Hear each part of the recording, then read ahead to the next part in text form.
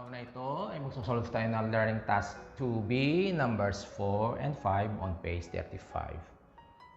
Find a polynomial equation with integer coefficients that has the following roots: negative 1, 2, and negative 1/2.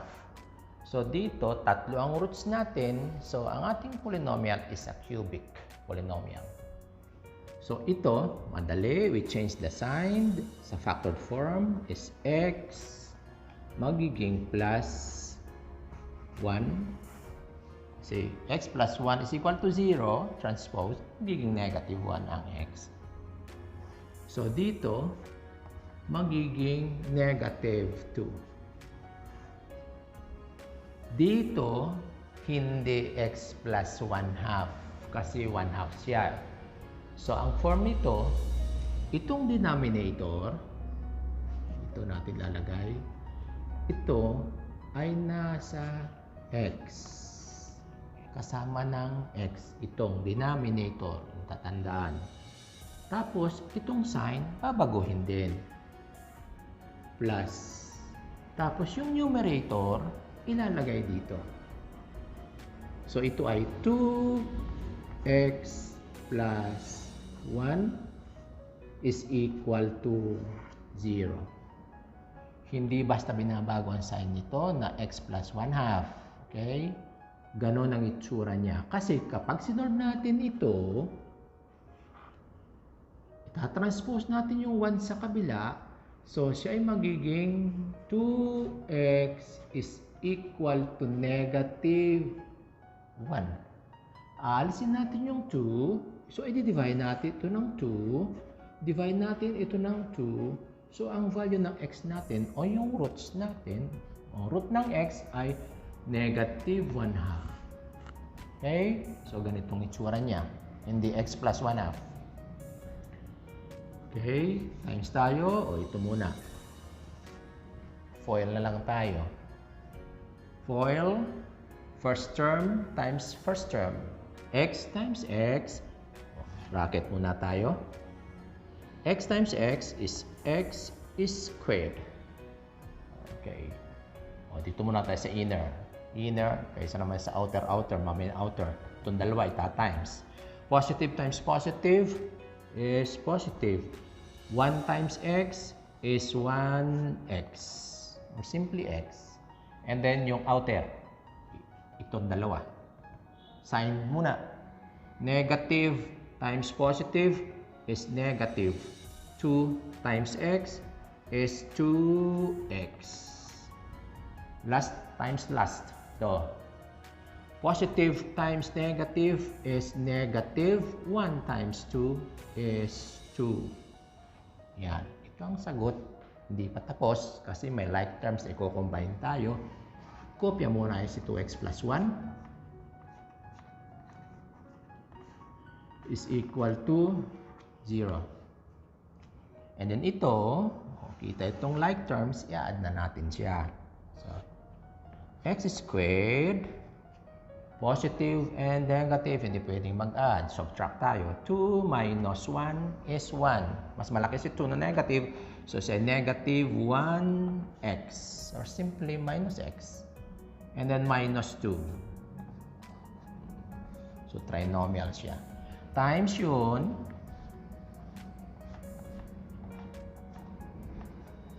is equal to 0. Nalilito na, tatlo na ito, tsaka ano. So, i-vertical natin. Vertical form ang gawin natin. So, we have copy ulit itong x squared minus x minus 2. Tapos ito, 2x plus 1. So, positive times positive, positive. 2 times 1 is 2. X to the first times x squared. 1 plus 2, na exponent, is cubed. Okay, pagkatapos dito ng 2, doon naman sa isa pa, middle term. Positive times negative is negative 2x times x is 2, add the exponent is squared. 1 plus 1. Last dito, positive times negative, laging sign muna. 2 times 2 is 4. And then x. Don't forget the x. Okay, pagkatapos ng 2x, yung positive 1 naman. Okay, o 1. Kasi pwede naman walang sign. Alam nating positive yun. So, dito muna. Positive times positive is positive. 1 times x squared is x squared. O, dito. So, lagay nyo yung sign. Kung nalito, 1x squared. Like terms in one column. Pagkatapos dito naman sa middle term. Positive times negative is negative. 1 times x is 1x. And then, positive times negative is negative. 1 times 2 ay 2. Yan. I-plus na natin. Dito na ang answer sa kabila. 2x cubed. So, 2x cubed. 2x cubed. O, ito naman, x squared. Isang negative, isang positive. Hindi pwede mag-add. Subtract. 2 minus 1 is 1. Mas malaki si 2 na negative. So, negative siya. 1. Or simply, x squared. Invisible 1. And then ito, pareho ng sign. Din natin. 4 plus 1 is negative 5x minus 2. Okay, minus 2, don't forget, is equal to 0. Number 5, we have the following roots. 2 over 5, negative 1/3, positive 3, and negative 3. So, meron tayong 4 na roots. We expect a quartic polynomial. So, dito muna tayo. We change the sign. Itong 5, kasama ng x. Yung denominator kasama ng x. Babaguhin ng sign. Positive ito, magiging negative. And then yung numerator ay andito. So, pag in-equate natin sa 0, 5x minus 2 is equal to 0. We transpose 2 dun sa kabila, andun. And then we remove the 5. We divide this by 5. We also divide the other side by 5. Kaya, ang x natin ay 2 over 5. Okay. Ito, ganun din. May denominator na 3. Siyang kasama ng x. Baguhin ang sign. Nung negative, magiging positive. At yung 1 ay andito. Dito, walang problema. So, x, baguhin ang sign ng positive, gawing negative 3. Meron pang isang root, yung negative 3. So, negative 3, gawin naman natin positive. So, plus 3 is equal to 0. So, magmo-multiply na tayo. So, ito, mo-multiply natin. Ito, i-multiply natin. Special product, madali siya. Positive, negative.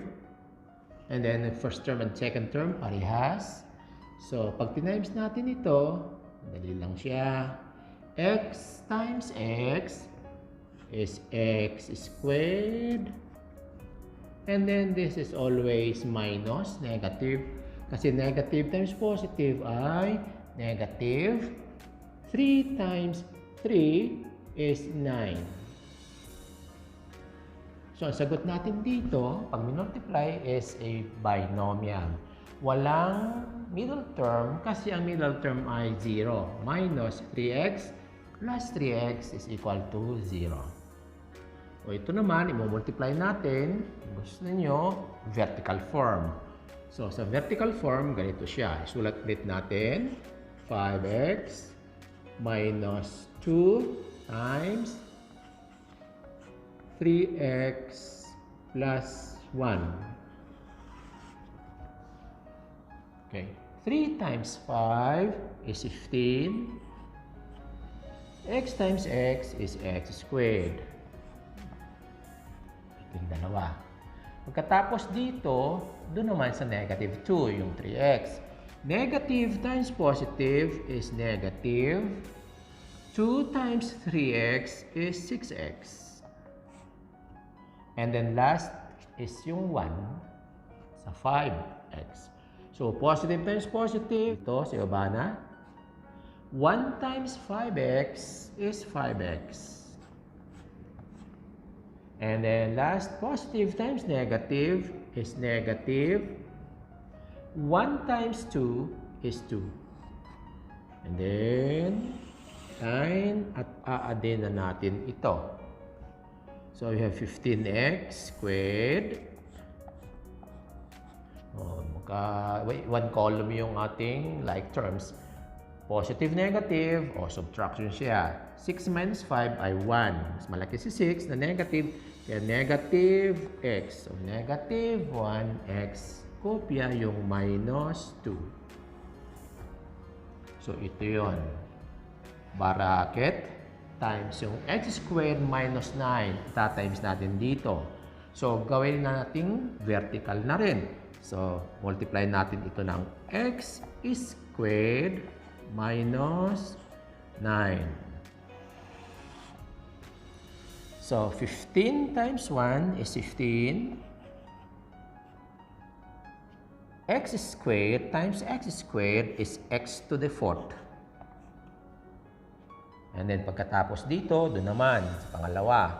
Positive times negative is negative. X squared times x to the 1st is x cubed. And then last, positive times negative is negative. X squared times 2 is 2x squared. Okay, pagkatapos ito, yung negative 9 naman. Negative 9 times 15 is negative. Negative times positive is negative. So, x squared, dito siya kahanay, negative. Okay? Huwag dito, x cube ito, x squared lang ito. So, 9 times 15 is 135. And then, x squared, x squared. Yan. Siya ang katapat, ka-like terms. And then, pagkatapos dito, ito naman. Negative times negative is positive. 9 times x is 9x. And last is negative times negative is positive. 9 times 2 is 18. Tapos, lagyan natin ng line. Okay. And then, i-add natin. So, we have 15x to the 4th minus x cubed minus 2x squared plus minus 135x squared is minus 137x squared. Copy the 9x and the positive 18 is equal to 0.